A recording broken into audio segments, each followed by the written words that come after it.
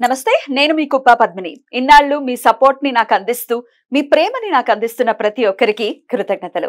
ఇప్పుడు చూడబోతున్న ఈ వీడియో కూడా ఖచ్చితంగా మీకు ఉపయోగపడుతుంది. లైక్, షేర్ అండ్ సబ్స్క్రైబ్ చేసి మీ ఇష్టాన్ని అలాగే మీ సపోర్ట్ ని నాకు అందించండి. అలాగే ఈ వీడియో పట్ల మీ అభిప్రాయాన్ని కమెంట్ సెక్షన్ లో కమెంట్ చేసి నాకు తెలియజేయండి. నమస్తే, వెల్కమ్ టు అవర్ ఛానల్. నేను పద్మిని. ప్రస్తుతంతో పాటు ప్రముఖ ఆధ్యాత్మికవేత్త, ప్రముఖ న్యూమరాలజిస్ట్ లక్ష్మీ నరసింహస్వామి ఉపాసకురాలు శ్రీమతి స్రవంతి గారు మనతో పాటు ఉన్నారు. మాట్లాడదాం. నమస్తే అక్క. నమస్తే పద్మిని. అక్క, చైల్డ్ అబ్యూస్ అనేది సర్వసాధారణంగా జరుగుతూనే ఉంటుంది ప్రతి ఇంట్లో కూడా. రకరకాల ఫ్రస్ట్రేషన్స్ చిన్న పసిపిల్లల మీద చూపించడం అనేది తల్లిదండ్రులు చేస్తూ ఉంటారు. At one point of time కొట్టేసిన తర్వాత కళ్ళలో నుంచి ఖచ్చితంగా నీళ్లు గారుతాయి. ఆ తల్లికి ఒకవేళ తల్లి కొట్టిందంటే కొంతసేపు అయిన తర్వాత షీల్ డెఫినెట్లీ రిగ్రెట్, అయ్యో అనవసరంగా కొట్టాను అని చెప్పి దాన్ని కంట్రోల్ చేసుకోలేని పరిస్థితి ఉంటుంది. అదే కక్షగట్టి కొట్టడం కాదు, ఇంకా అసలు ఇంకా వేరే పరిస్థితి లేదు, ఇంకొక ప్రత్యామ్నాయం లేదు, లేకపోతే ఆ ఫ్రస్ట్రేషన్ ఏం రీజన్ చెప్తారో ఐ డోంట్ అండర్స్టాండ్ ఇలా చెప్పాలో. సో ఈ చైల్డ్ అబ్యూస్ ని కంట్రోల్ చేసుకోవాలి తల్లి గాని తండ్రి గాని. అంటే పసిపిల్లల్ని కొట్టకుండా, ఆబ్వియస్ గా వాళ్ళని కొట్టడం అనేది చట్టం పరంగా నేరం, అది ఖచ్చితంగా కొట్టకూడదు ఎంత మన పిల్లలైనా కూడా. మరి ఎలా కంట్రోల్ చేసుకోవాలి? అలాగే ఒక చిన్న సేయింగ్, ఒక కోట్ ఒకటి చదివాను నేను, కళ్ళ నుంచి బడబడబడబడ నీళ్లు గారిపోయాయి. ఖచ్చితంగా మీతో మాట్లాడాలి, వీడియోలో మాట్లాడాలి అని అనిపించింది. ఒకసారి విత్ యువర్ పర్మిషన్ చదవచ్చా? చదవమ్మా. దాని తర్వాత it is so inspiring. Definite గా ఒక్కొక్క వర్డ్ మారుస్తుంది, మనుషుల్ని మనసుని మారుస్తుంది అని అనిపించే విధంగా ఉంది ఇది. ఒకసారి చదువుతున్నాను, ఇది ఇంగ్లీష్ లో ఉంది. Imagine this. In 20 years, your child is all grown up, living their own life. There are no more bedtime stories or little hands holding yours. No one follows you around and no toys are left on the floor. You will wish you could go back to the crazy yet beautiful days of their childhood. Enjoy the mess, the sticky fingers and all the noise now, because one day you will miss the sound of their laughter and their little hugs. బాబాయ్, చాలా మనసుకి హత్తుకుంది ఈ quote. What you say about it? పిల్లల్ని విషయంలో నేనైతే చాలా దెబ్బలు తిన్నా మా అమ్మతో. ఎవరైనా చాలా ఇరిటేట్ చేస్తే ఫస్ట్ మా అమ్మకి నేనే దొరికేదాన్ని. పట బాధేసేది. నేను కూడా తిన్నా, మేము మొట్టికెళ్ళి తిన్నాం విపరీతంగా. ఎవరైనా ఏదైనా అంటే కూడా మమ్మల్ని బాగా, వాళ్ళు ఎవరైనా ఏదైనా చెప్తే కూడా బాగా కొట్టేది. నన్ను అయితే బాగా కొట్టేది. ఇంకా అసలు నేనైతే బాగా దెబ్బలు తిన్నా. పెద్ద పిల్లలు తినరేజండి. ఏమో మరి మా చెల్లె చక్క తప్పించుకునేది, కానీ మా చెల్లెల్ని కూడా కొట్టిన సందర్భాలు ఉన్నాయి. కానీ మాకు అర్థమైపోయేది మా మనసుకి, అమ్మకి వేరే వాళ్ళ వల్ల కోపం వచ్చి మన మీద చూపిస్తోంది అని తెలిసేది. కానీ వెంటనే మళ్ళీ దగ్గర తీసుకునేది. మేము కూడా కొట్టావు కదా, మేము దగ్గరికి వెళ్ళామని అట్లా ఏమి ఉండేది కాదు. కానీ మా మనసులో మాత్రం మా బాధ ఉంది. మళ్ళీ మా అమ్మ తెలుసా, ఎవ్వరు వేయని డ్రెస్సులు వేసుకున్నా నేను. కాస్ట్లీ డ్రెస్సులు కొనిపెట్టేది, చలికాలం ఐస్ క్రీమ్ కొనిపెట్టేది. తినండి, ఏం కాదు, ఏమవుతుంది, మహా అంటే జలుబు చేస్తుంది అంతేగానేది. అట్లా చాలా. మళ్ళీ ఆ రోజుల్లో మగపిల్లలతో మాట్లాడడము, ఫ్రెండ్షిప్ చేయడము చాలా కొత్తగా ఉండేది అనమాట. నేను మాట్లాడేదాన్ని, నేను ఫ్రెండ్షిప్ చేసేదాన్ని, చాలా ఫ్రీగా ఉండేది మా అమ్మ. కానీ అన్ని చేసిన తర్వాత కూడా చూడు, ఆ కొట్టింది నన్ను బాగా అనేది గుర్తుండిపోతుంది మనకి. అయితే నేనేం చేశాను అని అంటే, ఆ ఫ్రస్ట్రేషన్ ని ఎంతవరకు స్టాప్ చేయాలి. పిల్లల విషయంలో చూపించకూడదు, వేరే వాళ్ళ మీద కోపం పిల్లల మీద చూపించకూడదు. వాళ్ళ మీద ఏమైనా కోపం ఉంటే వాళ్ళని కొట్టాలేమో, కానీ వేరే వాళ్ళవన్నీ తీసుకొని వచ్చి పిల్లల మీద రుద్దద్దు అనేది మాత్రం నేను నేర్చుకున్నా ఫస్ట్. మా పిల్లల విషయంలో వస్తే మైత్రికి బాగా పడుతూ ఉంటాయి. చిన్నదానికి పడదు కానీ మైత్రికి పడతాయి. మీరు కూడా మీ అమ్మలా పెద్ద పిల్లని, కానీ అది అట్లా చేస్తుంది మరి, మాట వినకుండా చేయకుండా. కానీ మొన్న మాత్రం ఒక 3 months బిఫోర్, అట్లీస్ట్ ఒక 2 months బిఫోర్, పిల్లని అసలు పొరపాటును కూడా చేసుకోవద్దు, ఇంకా పెద్దగా అయింది అనేది నేను మైండ్లోకి తీసుకొచ్చుకున్నా. కానీ చిన్నప్పటి నుంచి అసలు వాళ్ళు ఒక 2014లో మైత్రికి ఎంత వయసు, మహా అంటే 8 ఏళ్ళు. అప్పుడే కదా ప్రాబ్లమ్స్ స్టార్ట్ అయ్యాయి. పిల్లకి 5 సంవత్సరాలు అప్పటి నుంచి స్టార్ట్ అయ్యాయి ప్రాబ్లమ్స్. ఏ రోజు కూడా నా ప్రాబ్లమ్స్ వల్ల పిల్లల్ని కొట్టింది మాత్రం లేదు, పనిపని లేదు. వాళ్ళు అల్లరి చేస్తే అల్లరి చేసినా కూడా అల్లరి కోసం ఎప్పుడు తిట్టలేదు. మాట వినదు, మాట వినకుండా చేయాల్సిన పని అది చేస్తుందన్న విషయం మీదే దెబ్బలు తింది. కానీ మైత్రి అల్లరి అంటే ఇక అసలు మగపిల్లల కంటే కూడా దారుణంగా చేసేది అల్లరి. మామూలుగా చేసేది కాదు. చెట్లు ఎక్కేసి ఆ చెట్టు ఎక్కానని చెప్పేది. అమ్మ చెట్టు ఎక్కాను అనేది. ఎలా దిగుతావు అంటే నేను దిగుతాగా నీకెందుకని దిగేది. 3 ఏళ్ళ తీర్చేసింది. అట్లా మనం ఎప్పుడు కూడా పిల్లల విషయంలో మనకి ఎటువంటి వాళ్ళని చూసి బాధని మర్చిపోయేటట్టుగా ఉండాలి, కానీ బాధ వల్ల వాళ్ళని కొట్టడము, వాళ్ళు మనకి దూరం అయిపోవడం అనేది పొరపాటును కూడా చేయొద్దు. నిజంగా నువ్వు భారతదేశంలో ఉన్నావు అని అంటే చాలా అదృష్టవంతురాలు. నీ పిల్లల్ని కొట్టే హక్కు నీకు ఇచ్చింది దేశం.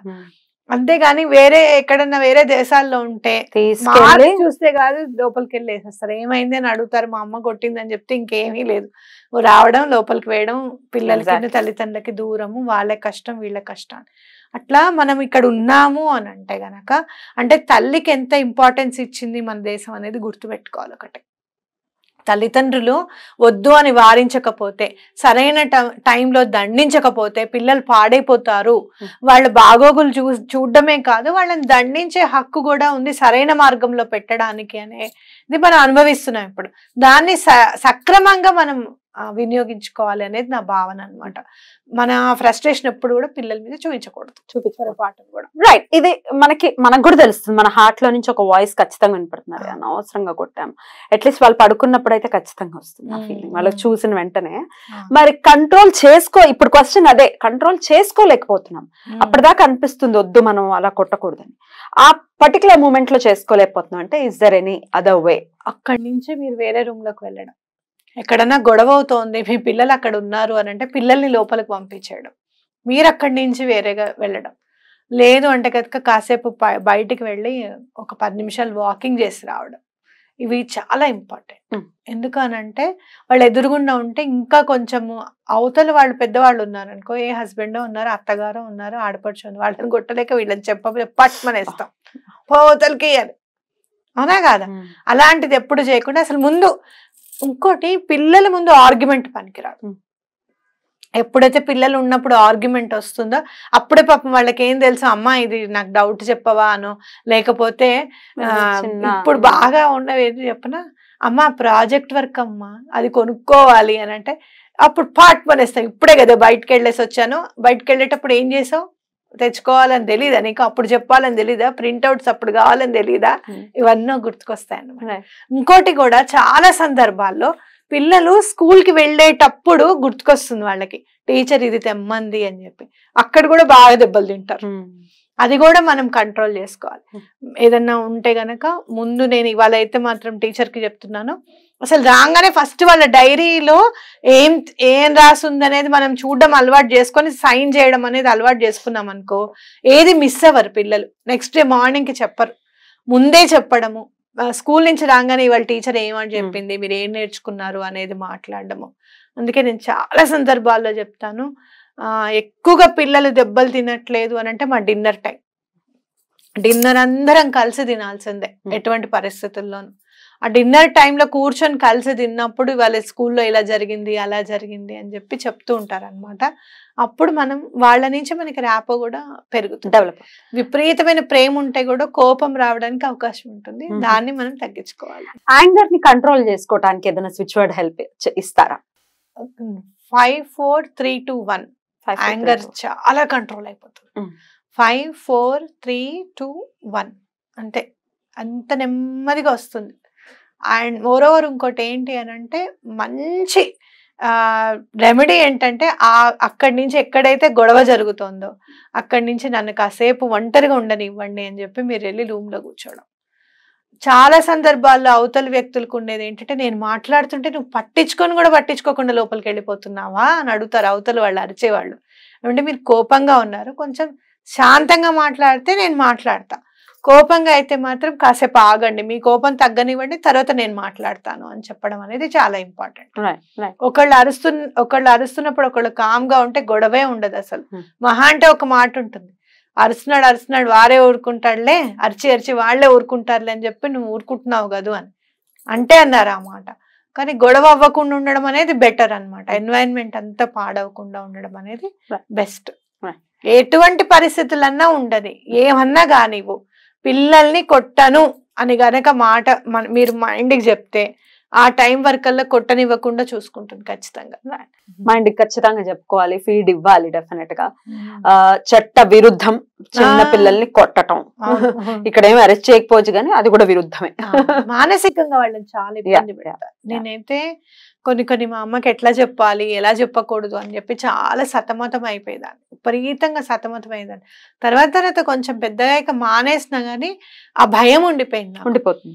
మా నాన్నగారికి అక్కడ సౌదీలో ఉన్నా సరే మా నాన్నకి చెప్పేదాన్ని, ఇట్లా ఉంది, ఇలా ఉంది అని అంటే అమ్మేమంది అని అనేవాళ్ళు అనమాట. ఇప్పటికీ నాకు బాగా గుర్తు ఏంటంటే, మేము పైన ఇల్లు కట్టుకుంటున్నాం పద్మిని, ఇట్లా వాష్ బేసిన్ కి అప్పుడు కొత్తగా పైప్ అది కనపడకుండా సిరమిక్ వచ్చేవన్నమాట, అవి కూడా కొంది అమ్మ. అయితే నేను ఎందుకో అటువైపు వెళ్తున్నప్పుడు బక్కగా ఉండేవాళ్ళం కదా, స్కూల్ డ్రెస్సులు అవి, అది ఎందుకునో డ్రెస్ దాని మీద పడిపోయి నేను నడుస్తూ వస్తుంటే నాతో పాటే పడిపోయి పగిలిపోయింది అనమాట. నువ్వు నమ్ముతావా, మా నాన్నగారు నిద్రపోతున్న మా నాన్నగారు లేచేసి నన్ను ఇట్లా 2 చేతులు ఇలా పెట్టి ఆయన అడ్డుగా నుంచున్నారు. కొడతారేమో, కొట్టకు దాన్ని, ఏం కొట్టకు అని చెప్పి. అంటే ఖచ్చితంగా అది పగలు కొట్టినందుకు అమ్మ కొడుతుందని ఆయన అనుకున్నారు అనమాట. అలా ఎలా చూసుకున్నావు నువ్వు, అంత కాస్ట్లీది కదా, జాగ్రత్తగా ఉండాలి కదా అని అంటే, ఏదో అమ్మ ఇవాళ తప్పించేసుకున్నాను నేను అని చెప్పి. కానీ అట్లా పగలు కొడితే అమ్మ కొట్టదులే అనేది కూడా అని అనిపించలేదు అనమాట. అమ్మ ఖచ్చితంగా కొట్టేది నాన్న రక్షించారా అని అనిపిస్తుంది. కానీ ఈ పెద్దగా అయిన తర్వాత ఆ సన్నివేశం గుర్తు చేసుకుంటే అమ్మ కొట్టాలని ఏం రాలేదు, ఏం జరిగిందా అని చూడడానికే వచ్చింది. కానీ కొన్ని భయాలు అట్లా ఉండిపోతాయి, మానసికంగా చాలా బాధ కలిగిస్తాయి. కొన్ని గుర్తులు కూడా ఉంటాయి. ఇక్కడ ఉంటుంది గుర్తు, ఇట్లా కన్నులాగా పగిలిపోయినట్టుగా ఉంటుంది అనమాట. బాగా యాంకిల్స్ మీద ఎక్కడ కొడుతుందో, ఎక్కడ చాలా విచిత్రం ఏంటి అని అంటే, అసలు దెబ్బ ఎక్కడ తగులుతుందో కూడా చూసుకోరు తల్లులు ఆ కోపం మీద ఉంటే. ఆ వంటింట్లో నుంచి బెడ్రూమ్ లో నేను నుంచున్నా, ఇట్లా కత్తిరి విసిరేసింది కోపంగా. ఎంత కోపం ఉండేదో మా అమ్మకి అసలు. కత్తిరి విసిరేస్తే వచ్చి నా పాదం మీద సక్కమని గుచ్చుకుంది ఇట్లా లోపలికి. ఆగిందా కత్తిరి? ఇట్లా నెమ్మదిగా నేనే తీస్తే విపరీతమైన బ్లడ్. మళ్ళీ తనే తుడిచి తనే చేసి, ఎందుకు అలా మాట్లాడతారు మీరు, నాకు కోపం వచ్చేటట్టుగా మీరు ఎందుకు మాట్లాడతారు అసలు అని మళ్ళీ అప్పుడు బాధపడింది. అంటే ఆ కంట్రోల్ చేసుకోలేకపోతే అంత కోపం వచ్చేస్తుంది అనమాట. అది యాంగర్ కంట్రోల్ అనేది చాలా కష్టం. మనం ఇప్పుడు 5 4 3 2 1 చదివేసుకోండి అంటే 5 4 3 2 1 కూడా గుర్తుకు రాదు కదా. కానీ యాంగర్ ని కంట్రోల్ చేసుకోవడము అనేది ఆడదానికి చాలా ఈజీ అండ్ ఇంపార్టెంట్. ఎందుకు ఆడమగాళ్ళు ఇక్కడ కూడా మీరు డిఫరెన్స్ చూపిస్తున్నారా అని అంటే, పొద్దస్తమానం ఉండేది ఆడది ఇంట్లో. మీరు జాబ్ చేయండి, జాబ్ చేసినా కూడా ఇంట్లో మన మైండ్ పెట్టేస్తాం అక్కడ ఏం జరుగుతుందో, పాలు గిన్నె ఆపారో లేదో, తోడేసారో లేదో, అవన్నీ కూడా ఆలోచనలు ఉంటాయి మనకి. అంటే కనెక్టివిటీ ఉంటుంది పిల్లలతో బాగా, నేను చెప్పేది అది. కాబట్టి ఆడవాళ్ళు తప్పకుండా మీరు కోపం అనేది కంట్రోల్ చేసుకోవాలి. అక్క, 1 లాస్ట్ అండ్ ఫైనల్ క్వశ్చన్. దీన్ని యాంగర్ ని కంట్రోల్ చేసుకోవడానికి నంబర్ ఎలాగో చెప్పారు మీరు, అది కాకుండా స్విచ్ వర్డ్ హెల్ప్ అంటే మనం కంటిన్యూస్ గా దాన్ని చాంట్ చేసుకుంటూ ఉంటే కనుక డెఫినెట్ గా అట్లాంటి పరిస్థితి వచ్చినప్పుడు యాంగర్ కంట్రోల్ అయ్యే పరిస్థితి ఉంటుంది కదా. సో ఏదైనా స్విచ్ వర్డ్ చెప్తారా? Imagine, whole, count, voila. మనకు బాగా కోపం వచ్చేస్తుంది, మనం ఆపుకోలేకపోతున్నాం ఇంకా అన్నప్పుడు ఇమాజిన్, హోల్, కౌంట్, వాయిలా ఇది చదివితే యాంగర్ తప్పకుండా కంట్రోల్ అవ్వాలి. అలాగా డెఫినెట్ గా ఇది ఏ యాంగర్ కైనా, ఓన్లీ చైల్డ్ అబ్యూస్ కనే కాదు, ఓవరాల్ గా మీరు కోపంలో మిమ్మల్ని మీరు అసలు కంట్రోల్ కోల్పోతున్నారు అనుకున్నప్పుడు తప్పకుండా వాళ్ళు ఎంజాయ్ చేయాలి ఆ టైం ని. వాళ్ళ ఆ ఎంజాయ్మెంట్ ని మనం చూస్తూ మనం ఎంజాయ్ చేయాలి. రైట్ అక్క, thank you so very much. నమస్తే.